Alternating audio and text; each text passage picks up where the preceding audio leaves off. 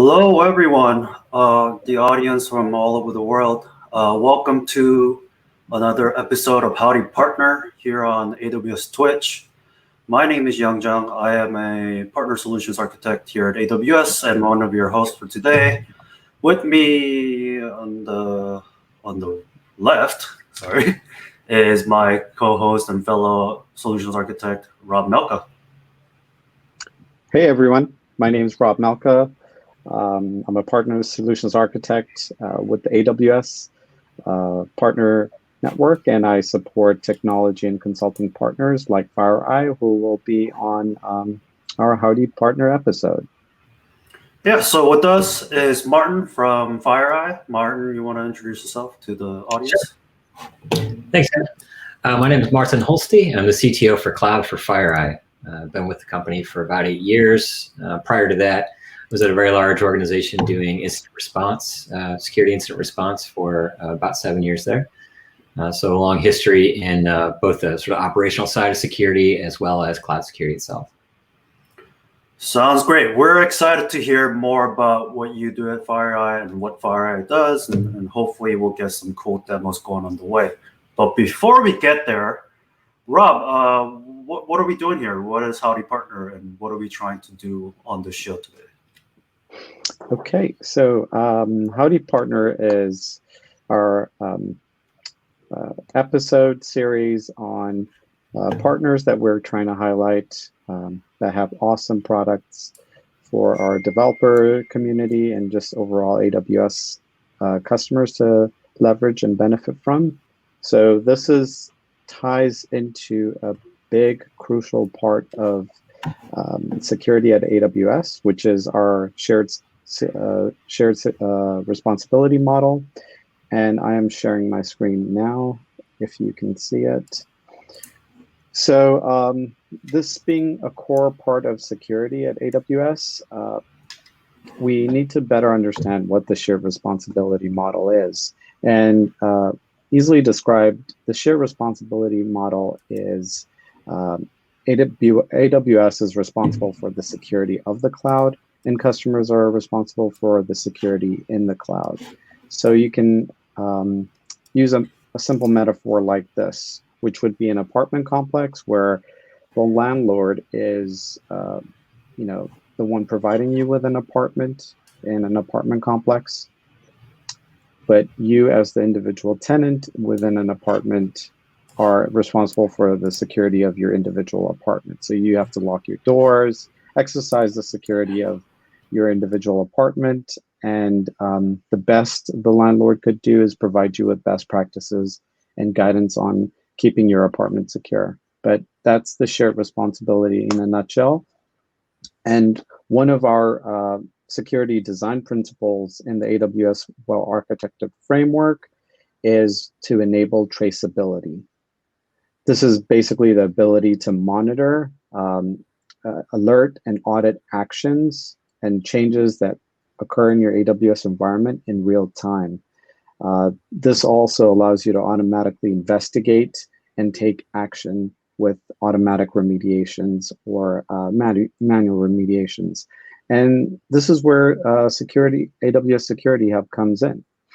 So I'll give you a look here. So by enabling AWS Security Hub, you basically help answer the fundamental question, whether, are you in compliance? Are you secure? Is your environment secure? And are you in compliance with the applicable compliance standards that that are applying to you?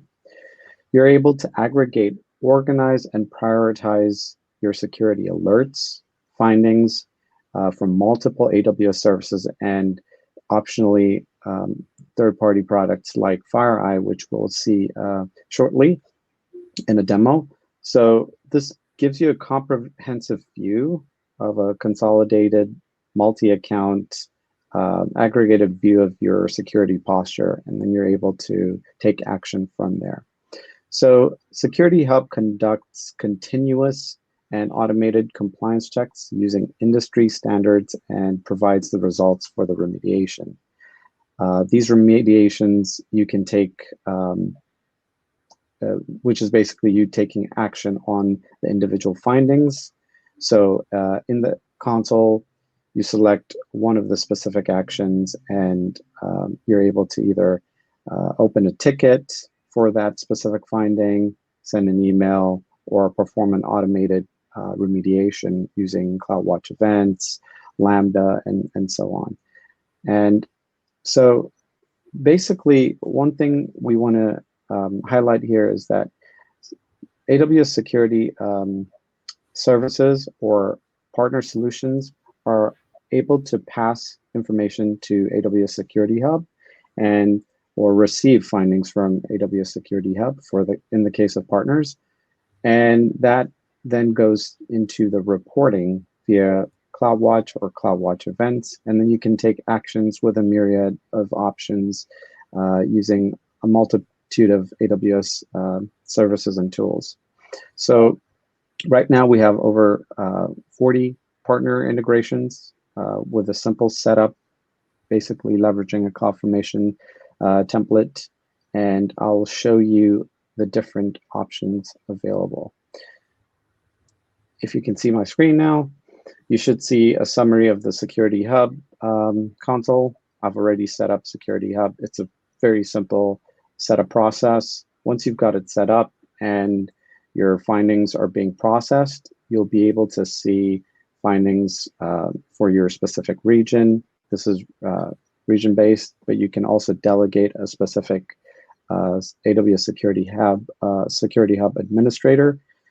That would be essentially the Security Hub aggregator for all your findings across your AWS environments. And that's typically your root level account, but you can designate a Security Hub, a security account where you perform your security assessments.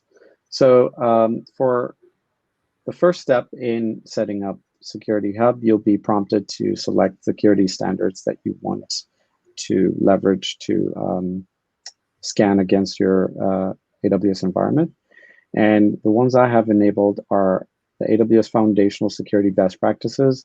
This is a set of best practices for your AWS account, and you're able to check against the AWS best practices for the individual services. And then CIS AWS Foundational Benchmarks. This allows you to ensure that you're in compliance with the CIS benchmark version 1.2. And additionally, we have PCI DSS if you have those compliance requirements as well. Additionally, we have insights. We have over 32 predefined managed insights that are available for you. These are basically insights on different findings across your AWS environment. And this can be really crucial in providing additional insight as to, what's over a 90-day period, what a trend is for a particular finding. And then for findings, they're broken down by individual severities. You're able to determine what is what is a high priority for you, and you can either suppress or address the individual findings and take action accordingly. So outside of the findings that are aggregated in Security Hub, you also have integrations, which are a key portion of Security Hub. And for today, we'll be talking about FireEye's Helix product, among others. But specifically for FireEye Helix, this is their cloud-hosted security operations platform, and it lets you basically take incident and remediation to the next level. So for this particular integration, you're receiving findings from Security Hub. So Security Hub is sourced from a plethora of sources, AWS sources, GuardDuty for one, CloudTrail, and so on. And This is then sent to FireEye for additional assessment and remediation. So like I mentioned earlier, this is the settings page. If you have multiple accounts set up, you'll be able to see your accounts here. If this is a delegated admin, additionally, Security Hub is set up for AWS organizations, so you can take advantage of that. But without further ado, we want to bring all of this together by highlighting how FireEye helps customers address the shared responsibility part where the customer's responsible. All right, Martin. Thanks. Yeah, FireEye's been an advanced AWS partner for, who should know this, 4 or 5 years, somewhere in there, a long time. We've been with AWS, it's been a strong partnership. We build lots of things on AWS, which is how we got really good at understanding it, really understanding the problems that you have when you're building, you're trying to overcome, whether those are learning how to scale using all the platform services that AWS provides, or whether those are day in, day out security problems. So we live those every day, just like our customers do. And this is really what we set out to solve among all the other security things that we do. So we've had a long history with AWS. Again, it's our cloud of choice. We love it, and really have done a lot of advanced stuff with it. So I'm going to try to show a little bit from things that we've done there as we get into it today. But I first want to start out with some of the general advice I give on for customers as they're building on AWS, or really any cloud for that matter, but especially on AWS. And that's around where you're very first starting out on how to organize your accounts. This is a huge part of the security inherent in cloud, is what we call a blast radius, which is if you have a security incident occurs, making sure that that security incident is confined to a small, the fewest number of assets or the smallest area possible. And so that's kind of our first recommendation, is to use something like Control Tower, or including AWS organizations, to really roll accounts out at scale. As I mentioned, we've been on AWS for a long time, and when we first started out, those kinds of tools didn't exist, and that was one of the first problems we ran into, was sort of the friction on setting up a lot of accounts. And for any of you watching that have been on AWS for a while, I know that's a common problem you've had too, which is now solved with AWS organizations and Control Tower. And so I really want to emphasize that, as you'll see a theme here as I'm going through things, that one of the first things you want to think about is how do we make sure that we have as many accounts as possible in a way that doesn't consume all of our time administrating all the different accounts? How do we get that economy of scale out of setting up these accounts? Because anytime you can do that, you've separated out any problem that could occur in one application with another. And we even recommend going down to dev, test, and prod on a per application basis. So as you think about that for any decent sized enterprise, that's a lot of accounts. And like I said, that used to be a problem, but that's been solved in recent years with Control Tower and organizations. So that's my first recommendation before getting in any further. That is really one of the first goals that you have. And so that brings up a lot of other things, and I wouldn't call them problems exactly, or even challenges necessarily, because there are easy solutions for them. But that centralizing of data becomes really critical. And so you just saw with Security Hub and the ability to centralize that stuff. And one of the things that Control Tower will do is mandate that audit logs go to a specific account and things like that, so that you have one place. That's another key thing for this, is you build out a lot of accounts, making sure that you are shipping any audit logs into a single place where the source account can't delete them. And that becomes critical if a bad guy gets in with using credentials and is able to not only do bad things, but then erase any trace of that. And so one of the things that we've learned as an organization over the years, doing lots and lots of incident response on cloud, is that those logs are often all you have to go on. And so they are absolutely critical. And I'm a big cloud evangelist. I think cloud is safer than on-prem. And I think that Amazon has a terrific track record of keeping their environment secure. And I've told that to every customer I've ever talked to.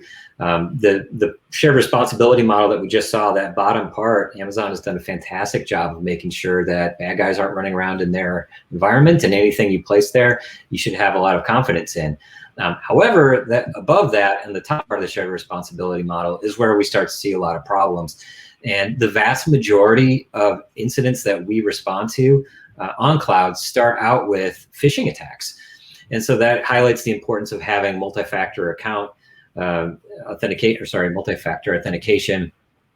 And keep that in mind as you're building that out, that there should never be any single factor stuff going on for anything even remotely important. Hopefully that's old news at this point, but we do still see that from time to time. So make sure that you're doing that part of it. So as many accounts as possible to separate them out. And whenever anyone's doing any kind of login, use 2-factor or more with AWS organizations, and that is going to do a lot for you for protection. There's still, things that can go wrong, but that will get you very, very far. So that's kind of my upfront public service announcement, if you will. Make sure you're doing these kinds of things. You can ask any security practitioner; they'll probably say a lot of that as well. But we certainly learned that, as we do our security incidents, a wide variety. You've probably seen FireEye and Mandiant in the news quite a bit. In fact, fairly recently on some of the investigations that we've done. And so we are really well positioned to understand exactly what bad guys do, how they operate, and what they're doing around here. And for the vast majority of the time, they're not, hacking into cloud services, right? They're logging in, they're abusing business logic. And so that's something else that I'll talk about here as we get into things. With that, let me flip over and kind of go into a console here. So I do want to show a couple of cool tricks of the trade that you may not be aware of already on some built-in Amazon tools. So one thing that you may not know about CloudWatch Logs Insights. If you are, generally speaking, you want to aggregate your logs somewhere and be able to, slice and dice them really well. But a lot of the time, you don't need that all. It's more of an ad hoc kind of thing. So if you're a developer and you just want to find something quickly, I recommend using Insights. And there's some interesting tricks that you can do there. So first of all, you can search multiple CloudWatch log groups at the same time. So we're going to look at an older app that we've had running. It's just kind of a hackathon app, and look at the logs there. And one thing I want to point out, and this is a shout out to the product manager for Insights. It'd be great if you turn Logstream on by default, because this has become a real hidden gem, and I'll show you why. So if you just do the basic query, you can get all the logs in order for the last hour out of a specific thing. So this is really helpful. Now, if you're looking for something specific, maybe an error, for instance, then you can do a filter on this. Right, okay, so now you can see why this gets to be valuable. Again, this can go across pretty much all time that's in a given log group and across multiple log groups at the same time, which is super helpful. The magic trick I want to show you, let's see, we get from here. So we're missing the stream itself. This is the stream name. That will take you directly to it. Oh, right. Do it this way again. If you have the multiple stream names, that part doesn't work. But this is the really cool part. So you can click on that, and it will take you directly to the log group if you have the stream picked out as a field. So again, shout out to the PM for this. That'd be great to have in there by default, because this is super helpful if you're looking for something in particular. So if you are in an unfortunate position where you're trying to do some security, ad hoc security incident response, this is a great way to start digging into logs right away. So this is kind of one of the first built-in tools that they've got. And then I should also point out, there are a ton of other things you can do here around stats. And they have the query syntax over here. So you can get some help on the syntax itself. But you can get standard deviation, you can extract things. You can parse fields out here. Again, this is not something that I would recommend for enterprise-wide kind of thing. That's not really its job. But I did want to let everyone know about this because I think it's a hidden gem out there for a specific ad hoc analysis of one or more log streams. All right, so let's talk a little bit about this. Oh, sorry, I want to also mention one other thing on metrics. Generally, when we think about metrics, we think about performance. And I want to point out that metrics can also be really valuable for security itself. And so sometimes, again, back to that theme of business logic and understanding what your apps are supposed to be doing, as fewer and fewer things look like low-level buffer overflow kinds of security problems, we get into the more business logic style, which is, okay, what is this app doing? What is it supposed to be doing? And is it being abused right now? Is someone creating a lot of users or something like that? And so this is something that, as another service announcement out to the developers out there, to start building in more metrics that can describe what the app is doing that aren't necessarily just for cost or performance, something a little bit more along the business logic. So whether it's counting events that come out of something like it is in this case, or number of users created, distinct whatever that app is. Metrics can be a really great way to get a high level alerting on what's occurring through something that the developers themselves knew ahead of time was going to be really important. And to that end, that's something that's great to drop into CloudWatch. And specifically, if you use the JSON format, you can get metrics directly from that JSON and start doing some alerting there. So you can put in metric filters and things like that that'll trigger an alarm, which can trigger a Lambda, which can go into the rest of the security infrastructure.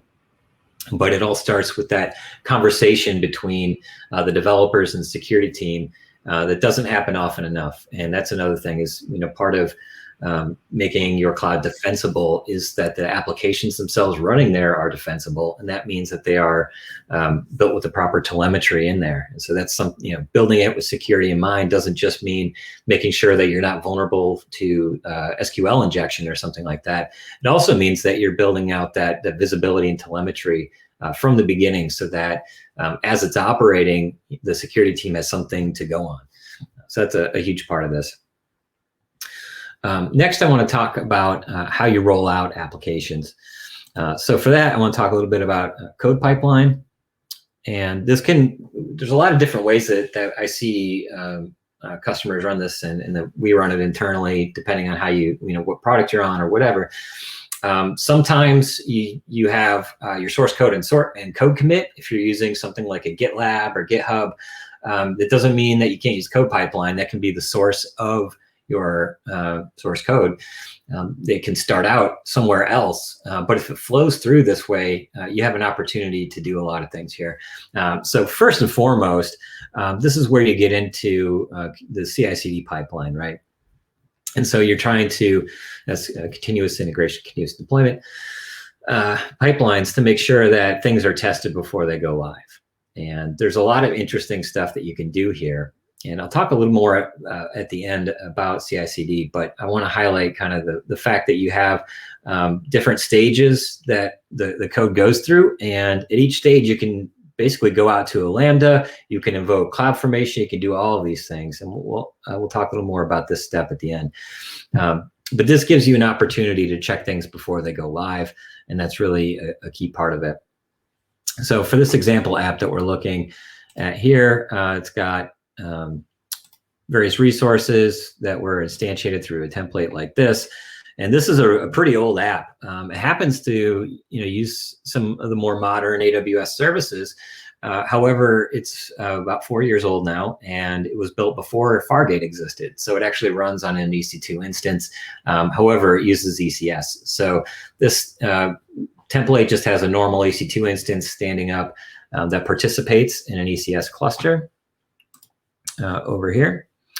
And one thing I want to point out is some cool stuff that AWS has built in around vulnerability management. And so this is one of the cooler features that we've seen in the last few years, the ability to just get basic CVE scanning on any container that goes out. So you can basically pick an older container like this, click scan, and then You can turn that on by default or come back to it later and say, okay, what does this look like? And you can fail a code deployment. So if we go back to code pipeline, one of these transitions, you can say, hey, I don't want to pass from this stage to the next stage unless it's clean. It doesn't have any high CVEs or something like that. So that's a big part of what happens. So this particular app fires up a container on ECS, reads all the new certificates that have been created in the world. Every SSL certificate that's been created, pulls out the domain name when it expires. So it's some pretty basic sort of open source data collection. Like I said, it was a hackathon project from a while back, but we found it valuable, so we let it keep running. But it's really basic in what it does. And this one other thing I want to highlight here this is just good application development, but also it's really important for security. So instead of just going directly to a database or Redis or something like that has a bunch of moving parts, and by that I mean has network connections that need to be figured out and maintained and all of that, why not use a built-in AWS service? You can stream directly to, in this case, Firehose, and Firehose will take over from there. So we stream these JSON records into Firehose, and then they end up in this S3 bucket, which is kind of cool. We didn't have to write any code for that. Again, it's letting you focus on the business logic part. Leverage the services that are there for the undifferentiated heavy lifting, and then you can focus on what matters to you.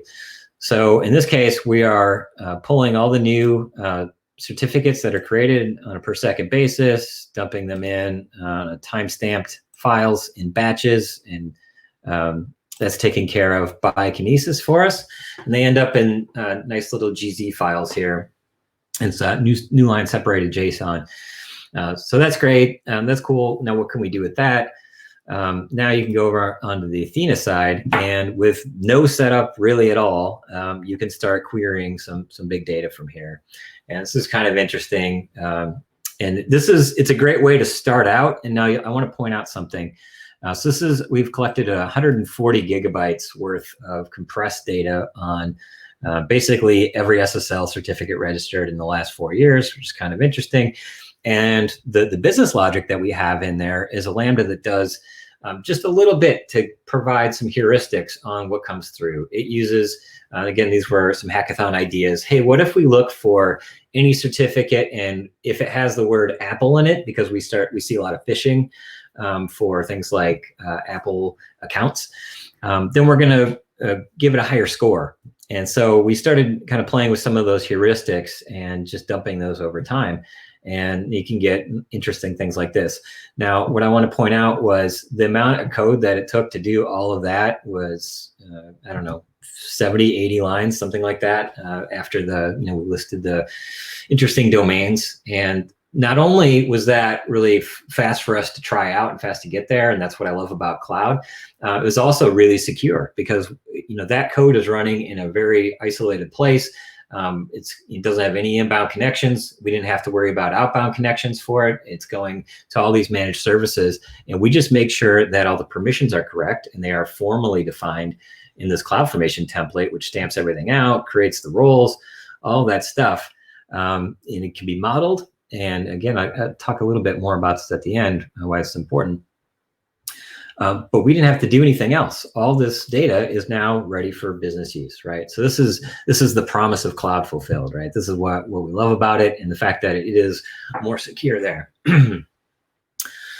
All right, so that's great. How do you make sure that all this stuff is configured correctly? How do you make sure, once you start going big with this, because, as soon as developers start seeing this kind of power that, hey, we thought it was going to, the level of effort on a project went from 2 months to 2 days because all we had to do is write 80 lines of code and know that it'll, infinitely scale.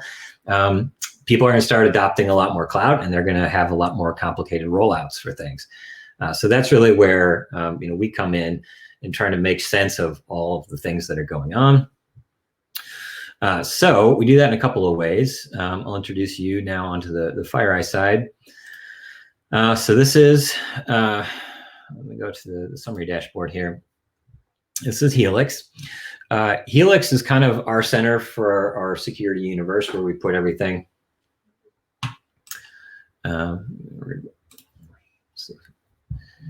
Reload here. Guess that was idle for a bit. So Helix will pull from all kinds of different stuff, and we have other security products, which I will go into today, around network and email, and we do a lot of different things, and we bring it all back into Helix, and that becomes really important when you look at the cloud side as well. So for instance, maybe you have Office 365 or you have G Suite as your email. Knowing who's logging in there and knowing what they did when they got into your cloud environment is pretty helpful information. So a big part of what we do is trying to aggregate a lot of these different things. And what we've learned over the years is that it's critical that you have a complete view on everything. So whether it is, cloud infrastructure, whether it's things that are backup, I'll show you. So if you go to configure and our Cloud Connect over here, you can start connecting in all kinds of different things from all kinds of different places. So some things are security, some things aren't. But what we have learned over the years is that you really need all of that in one place to be able to figure out how things are moving, from point A to point B and propagating through your environment. So we have a lot of different things in here. You see GitHub integrations, which are pretty important. But we also have, all the Amazon stuff we referenced earlier. Pretty much anything that AWS does, we have an integration for to bring it in and make sense of it, especially when you combine that with other stuff. So we have, give a shout out to like Druva as a backup. We have them, box.com. So if you're securing cloud storage, and that becomes kind of interesting if you have Box or an Amazon S3 bucket here. And you have a document that was shared out there, we can scan that document and then report back whether it was good or bad. In fact, our S3 integration is especially interesting. It will allow you to quarantine files that were put in there, all kinds of different things. So we really specialize in having a wide array of different integrations because they're basically all needed. You see a ton of different endpoint security. Obviously, we have a really great endpoint security ourselves. That will work really well, especially on container hosts on Amazon. So I want to give a shout out to our endpoint crew. And then we also have some network products as well, along with everything else, because all that comes in. So if you think about putting in Office logs alongside your security logs from AWS, things get particularly interesting. And let's take a look at some of that. So if we look at some alerts, well, what do we do around AWS? So here's an example, CloudTrail alert. So aggregating CloudTrail from within Amazon as it comes through, and we bring in not only the events themselves. I mean, and this could come in through Security Hub or however you want to do it. We'll provide you that timeline, and then you see this a lot of JSON, but we'll make sense of it down here. And then critically, we'll pull out the affected assets that are there, and then that's where you can start to see some interesting things. So in particular, this is where we really come in. So the investigative side. So yes, you're able to aggregate all your security events here. You're able to provide some context so that you can figure out, is this an asset or what the heck's going on with this this particular CloudTrail alert. But these are how we think about things. It's from this investigation standpoint. So are there any other rules for this? What other sources have happened? And so we can click the easy button here on expand all, and we'll pull everything through. And this is really the key thing where things get interesting. So yes, we had an interesting CloudTrail alert come through, but we also had an interesting Office 365 alert for that same user coming from a pretty unusual IP address for this particular login. And so this is what I'm talking about and why I went through all those different integrations that we have. Being able to bring that all back into one place allows you to do this kind of thing and to really prioritize. Okay, is this a wake somebody up in the middle of the night thing, or is this we'll check it out, but looks pretty run of the mill, or this person happened to be traveling at that time. Like a lot of global companies, we've seen that as well, where we're in over 100 different countries. So you can't just use something like the country of origin for a login to tell you whether it's good or bad, because we don't have a specific country we're expecting something to come from. And so that's where understanding the exact context of where it was coming through was really a big deal. So hopefully that gives you a little idea of kind of how we look at that. So specifically, I want to talk about how we do some of these integrations, because I think these are really important. We talked before about CloudFormation templates. So how do we, in Security Hub itself? So if you're going to do a Security Hub implementation, or look at the CloudTrail one, so what is that, how does that work? How easy is this? And that's really where we start to shine.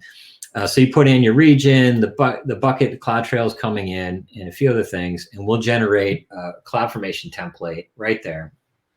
And what's specifically interesting about this CloudFormation template is that we actually have an embedded Lambda inside of that that'll do a lot of the heavy lifting. So one of the kind of annoying things that you have to do normally is set up the bucket notification configuration. So you see here this override bucket notification config, and you need to do that in order to make sure that you are going to implement our SNS hook on that. Our Lambda will take care of that for you, and it runs right in that CloudFormation template. So what this does is not only make it easy for one, but now you can do this at scale. And so you can either build this into a stack set for your control tower style organizations and do it that way. Or, and we see this a lot, when a customer starts up, they say, well, I have 500 accounts right now. How do I get this going? No problem. You do this once here, download the template, and then you can change the parameters and put that in a shell script and do it through the CLI. And you can do, for each region, for each bucket, execute script, come back after a few minutes, from lunch or whatever, and there you go. It's totally done. Everything's coming back in one place. And so that, industrial strength installation is what we found a lot of customers have trouble with if they don't have a solution like this. So this is one of the things we really focused on. So talking about scale, this is kind of where CloudVisory comes in. So as you get bigger and you have more and more things going on, you'll end up with a lot of different accounts, a lot of different workloads. And we've seen that there's a lot of ways that you can already figure out, do some consolidation of alerts and things like that. But the network stuff there's really no quick way to do that. This is always hard. And I see everyone really struggle with this kind of thing. And so this is really a big part of what CloudVisory does, is makes sense out of your cloud networks. Actually, I'm going to start with the visualization first. So we are able to go across clouds, across accounts, across regions, and really pick out exactly who's talking to what, and should they be, how often do they do this. And so this is at the network connection level. We do this with a standard VPC flow integration, and we do some really interesting stuff with that. So not only do we have a good way to get a handle on every connection that's going in any of your clouds, wherever they may be, we also have the ability to make recommendations based on them. And this is where things get particularly interesting. So I'll show you some of the ones that have come up already, and this is what I was doing before. And this is particularly interesting. So if you say, okay, we have this network connection that we've seen, and CloudVisory will recommend that since we've only ever seen TCP on port 179, we're going to recommend that you write this incredibly specific rule. You see that /32 at the end. If you're not familiar with site or address notation, that means just one IP.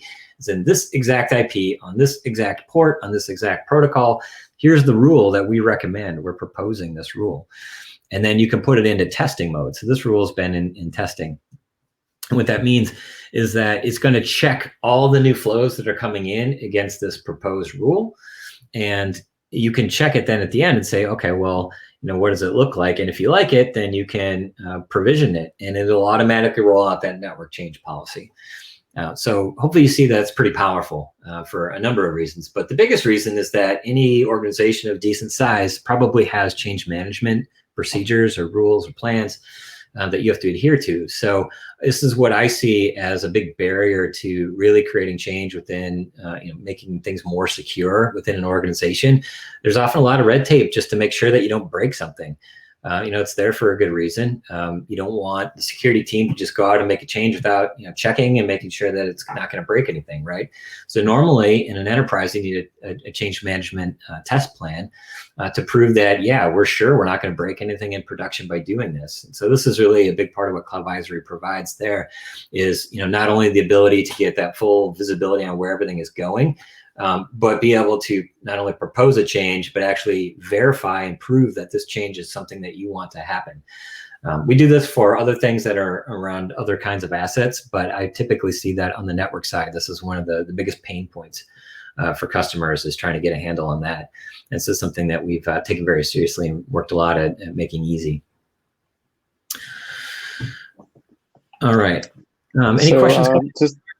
Just to jump in. So I see some automated functionality. So if you're able to click on like provision, what exactly happens?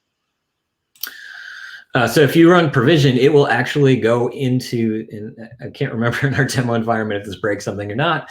So in case someone else is doing a demo right now, I won't click it. But the provision will actually use AWS APIs. As a first-class citizen goes in and will implement that ACL or security group, depending on what the proposed change was. No agents necessary. Everything is using APIs and VPC flow logs. So and this is one of the big parts. You can basically have this installed in hundreds of accounts and completely instrumented in a matter of minutes, really, because everything is API driven. All of the assets that we saw here, all of these are completely discovered over APIs, but not just discovered there. They're also modeled on our back end. You can use the machine learning buzzword or whatever you want there, but that's where we actually understand on a per interface, per VPC basis, what the network flows are looking like. Yeah, this is excellent. Another question I had was around endpoint containment, findings for endpoint. You mentioned endpoint earlier. What sort of containment do you do for any findings? Yeah, so we have two ways to do that. So the endpoint itself, one of the features it's most known for, its most famous features, is the ability to do containment, and that's why our incident responders basically built it years ago and continue to love it because it can do that no matter where it is. Works great on AWS. If you don't have our endpoint agent, this is something that CloudVisory is really good at as well. It goes without saying, everything you're seeing here is API driven, so you can do all this stuff via API. And one of the cool things that we can do there are quarantining via API. This is particularly interesting if you want to quarantine something like a load balancer, as in something really weird is happening within this VPC and we want to do a break glass situation, shut it all down, but we're not sure what's going on yet. And again, this sounds silly if you haven't been through it, but during an incident, there's very much kind of a fog of war situation occurring where the people responding to the incident, whether internal or brought in as a third party, probably don't know the environment, don't know what's going on. And so getting this kind of lay of the land right away is critical. And then being able to, limit the interactivity of a specific area of the network is critical as well. So saying we're not going to shut down a load balancer because we don't know what that would do, but we're going to write a rule that says deny all for this load balancer until we figure out what's happening inside of that subnet is something that is frequently required. I had a question around what we just looked at in sort of recommendations and being able to test it. So it looks like the testing is only surfacing on this portal, and as soon as you are seeing that pattern reemerge and over again, that's when you provision it to your production account. Is that something that could be automated, perhaps? Let's say X number of times this has been seen after this recommendation gets tested. Yeah. Can it auto provision perhaps to your production account? Or is it solely manualized? Nope. I generally see people get kind of lay the land manually, but this is, again, back to the Helix part. This is a big part of our automation and being able to bring things together. So all Cloud Advisory findings come back into Helix. And so if you are able to automate it this way, then you're pretty much good to go. So this gives you that platform to say, if this, then we're going to take this change. And this is where Cloud Advisory can perform that remediation action, and as well as suggest the remediation action in the first place.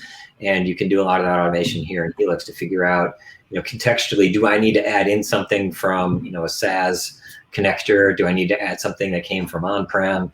Do I need to add something from a different AWS account? Whatever that may be, get that full context, bring it in, and then make that decision, 100% API driven, as remediated as necessary.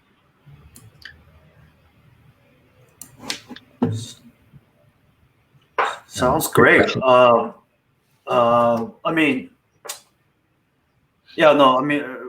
what I've seen so far, I can see this having very good applications to a lot of use cases, particularly the networking that you pointed out. I think that's a great use case.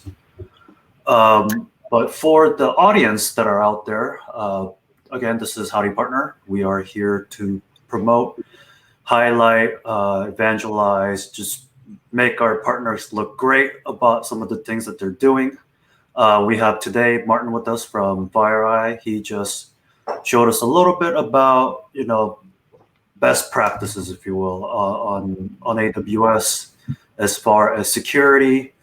Showed us some cool stuff you can do with CloudWatch Insights and how you handle your CI/CD pipeline and sort of aggregating your logs and things like that, and then being able to then utilize FireEye, things like Helix or Cloud Advisory to really get the value out of your security practices and kind of optimizing that process end to end. So if you have any questions, please post it on the chat. We'll try to address it, or toss it over to Martin to address it for us. So far, we don't have any. I think that means you're doing a fantastic job, Martin. So we'll go with that.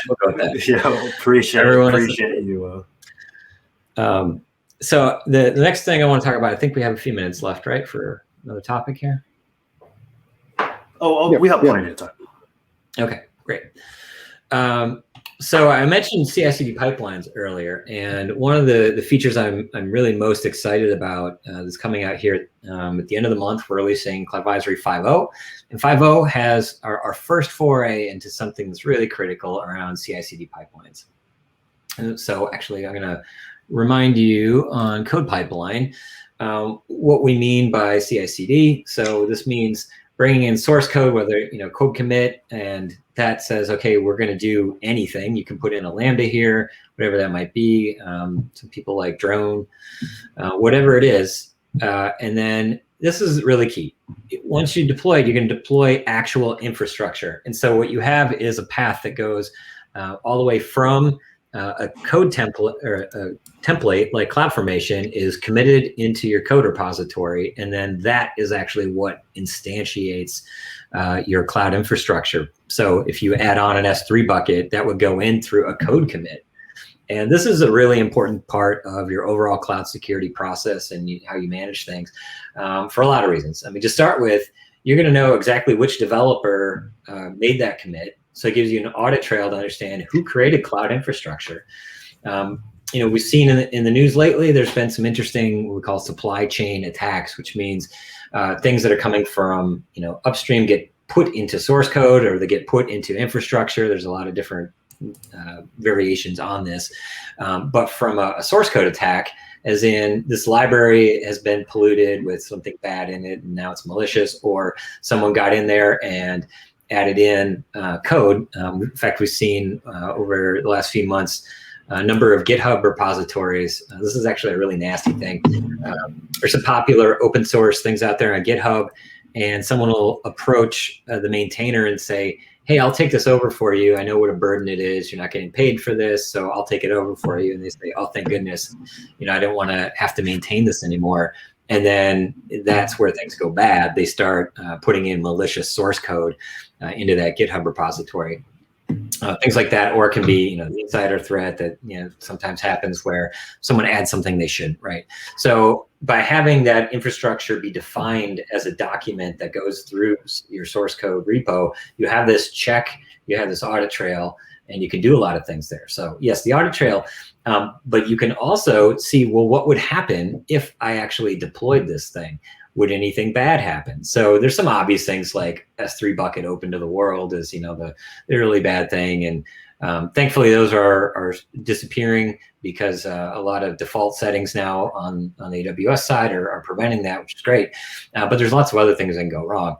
And so being able to evaluate that infrastructure to make sure it conforms with policies, that, nothing awful is going to happen, is a really important thing.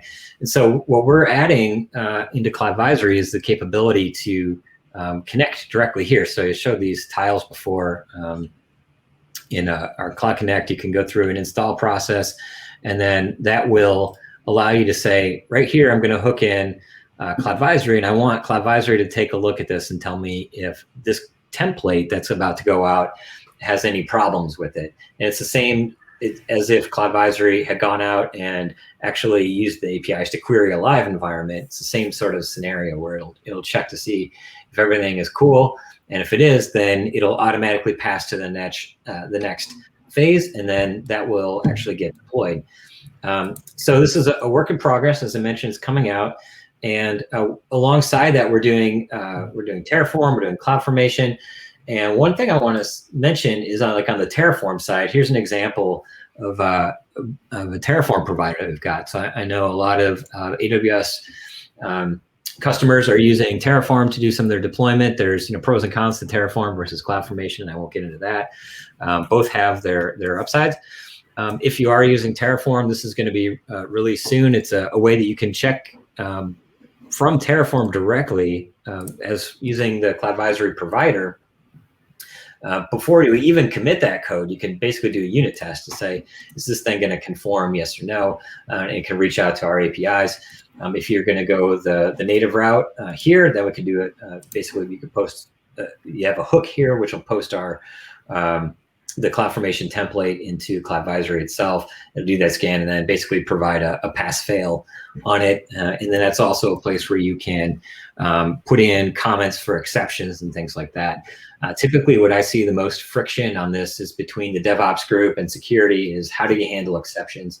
And so this is a really key part of having that, that code repository that's where you have version control on it, because you can see that someone added in an exception. It's documented right there. And, depending on your level of maturity, maybe you have, a machine readable, parsable things that can go into, some long-term storage or something like that. So you can do hashtag comment with JSON right in your YAML or whatever that might be. But that's a great way to basically avoid meetings, right? That's kind of job number one is secure the environment. Job number two is avoid meetings. So it's a great way to build in the right way to do things versus saying everything's got to be an exception and an email thread back and forth and a lot of confusion and having to explain for the fifth time between DevOps and security what's going on and basically decrease that feature velocity because of meetings and things like that. So anything you could do to not only automate stuff, but also really reduce that friction between the area that is creating products or code or services, the authors, and the security area that's responsible for hearing it goes a long way. I totally agree, Martin. And just to add on that, everyone is basically a stakeholder now with security. It's no longer just security teams.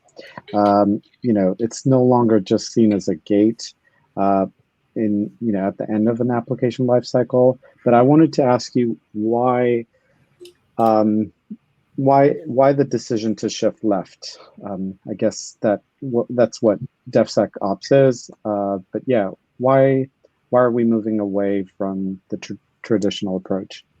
Great question. So on shifting left, there's, a million reasons, but the one that I think explains it most succinctly is in cloud, anytime you're building something with platform as a service, which I already went through, is great, and you should be doing it for a million reasons. But whenever you do that, or for many of the services, they're public already, right? So, an S3 bucket or whatever, an SQS queue, by default is, at least accessible from the outside.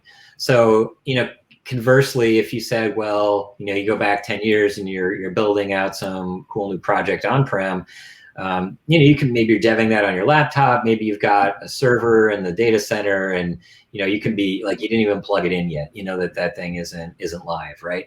And so, one of the dangers on cloud, and again, I still say cloud is far more secure than on-prem, but one of the dangers is, well, what if you don't know what you're doing and you're trying something out for the first time and you screw it up? Well, this is a point, if you shift left, where you could say, we could tell you before you instantiate that asset, as in before the bucket gets built, before the queue gets built, the ECS service, whatever that is, before that thing goes live, we can run it through all the things to say, as best as we could tell, it's all good to do that. And that's a huge, sigh of relief from everyone involved.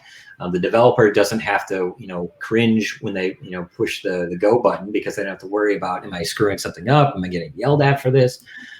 They know that this is at least conform to policies, and that allows the security area to focus on those policies and iterate on them.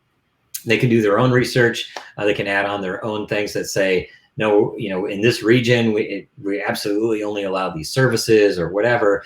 And then that gets you into a place where you can have more dedicated sandbox accounts. Again, remember how many accounts I said you needed at the beginning. You should have a whole bunch of accounts. And because you want very dedicated places where you can play with the latest stuff. So every time Amazon comes out with a new service, you don't want to be doing that on even a developer account with anything sitting next to it that might be valuable, right? That needs to be in a completely separate area to play around with the new stuff, because you don't know it yet, right? You're still learning. So this gives you a way to say, we will allow, as policy, you to have any service you want in these, very specific allow listed accounts. Everything else is confined to just these. And again, back to the idea of, we want to reduce that friction between developers and the security area. This is what's so important, because if you have this process in place, now you have a mechanism for going between the two that doesn't require a lot of back and forth communication out of band, right? And that's what slows stuff down. So if you have a way to say, no, we can programmatically put in an exception for any of these things, that can save you a meeting, because you said, nope, here's my justification. This is why we're doing it. Here's the reference to a JIRA ticket or whatever it might be, to say this is why we need it. And you got to that point because you tried all this stuff out in your sandbox account, made sure everything worked right, knowing that worst case scenario, you're only going to screw up the sandbox account, nothing else. And that's how you stay safe with all of it. Excellent. Sounds good. So you've gone through a lot of stuff today, obviously. Just kind of looking FireEye as an overall product or setup solution. Where can someone kind of get started? So the best place to start, and you'll see an absolutely, I hate this shot of me, but if you go to FireEye.com/cloud, in fact, I think on the weekend I do that. This is where we have a ton of different things, and particularly we have white papers and write-ups. We try to, some of these are going to be marketing oriented, of course. And again, don't look at this. I hate this picture of me. But this Helix Connect self-guided tour does do a good job going through what I just showed you. And then we have a lot of other areas. I mean, that's one of the cool things about our company, is that we've gone into so many different areas in security because we see the bad guys go into so many different areas. And so we're trying to make sure that there's no place the bad guys can hide from us.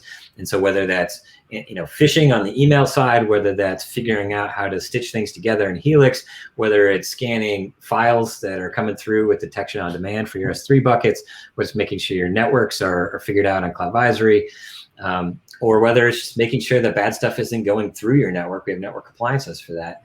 And all this came about because we found bad guys doing bad stuff there. This is the place to go to start. It'll have not only the write-ups and the webinars, links to things we've done. The other thing I'll point out is that we are on the AWS Marketplace. So if you want to take Cloud Advisory for a spin, you can do it there. If you want to try out detection on demand, you can try it there. We have, and as well as our network security appliance, which is what our company was most famous for several years ago when it was an industry darling startup back then. Still going strong, still doing great stuff there. And you can take that for a test drive on the AWS Marketplace. So those are the three that we have out there. If you just want to, don't want to go through any docs, you just want to kick the tires on it, by all means. It's a 30-day free trial for, just like anything else. You can take it for a test spin there. I already mentioned that Cloud Advisory itself, you can be up and running in probably 5 minutes and get a complete look at basically every account you've got. So really nothing to lose there. That's a software as a service, so you're not even worried about spinning anything up. And then I believe we have our other products will be in the AWS Marketplace shortly as well. So expect the free trial style there as well. And of course, because we're a company, you can always click the contact us, and we'll be happy to walk things through with you. And I'm happy to do that as well. If you want to set up a specific conversation, I do those fairly often. So I'm happy to drop in, and even if it's just hey, we have a question on what the best way to set up this particular thing is on Amazon in the most secure way, based on what you guys are seeing, how would you do it? I love those conversations. I'm happy to drop in and talk about that with you.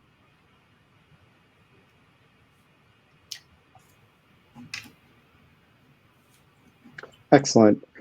Just to kind of touch base on one of the products here, FireEye Detection on Demand. Can you speak about a bit of the integrations that you're leveraging to detect malicious files and how that works? Sure. So Detection on Demand, or DoD as we call it, is a pretty interesting story for a lot of different reasons. So it was one of the first things that we use that actually runs on AWS bare metal, which is awesome. The fact that you can get a bare metal instance on Amazon is pretty powerful for really specialized stuff. We have an incredibly advanced sandbox, has a ton of patents, et cetera, and it does really specific stuff. And one of the things that had held us back in prior years was trying to scale that out. How do you scale something that requires bare metal? How do you scale something that can't run as a virtual machine? And this was where AWS really helped us out. So being able to run it that way, and the architecture behind it is basically infinitely scalable, and this is really cool. So we've had customers that have pushed thousands of documents a minute through it, and we were able to help make sure that everything that went through basically the front door into the business was secure. This was an organization that had problems with malicious documents in the past. If you think of any time you allow uploads from untrusted parties, or even trusted parties sometimes, say you take a PDF or a Word doc, well, how do you know if that thing is malicious or not? A lot of those have poor antivirus coverage, et cetera, et cetera. There's a lot of different ways you can use macros and things like that to code something malicious and put it in a doc and upload it. And when you think about it, that's going to go around a lot of, whether it's email filters or any of that stuff, and land on somebody's desk in a potentially very sensitive area of the business, right? And so this is a great way to hook into whatever system you have. So whether it's an application, or I mentioned, S3 and Box.com, places like that.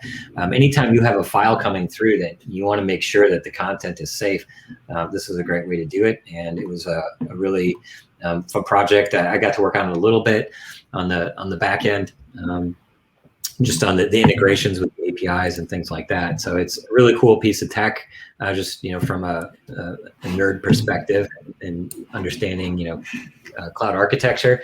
But seeing what our customers have done with it has been the really cool part, watching them push just unlimited amounts of documents through it. Excellent.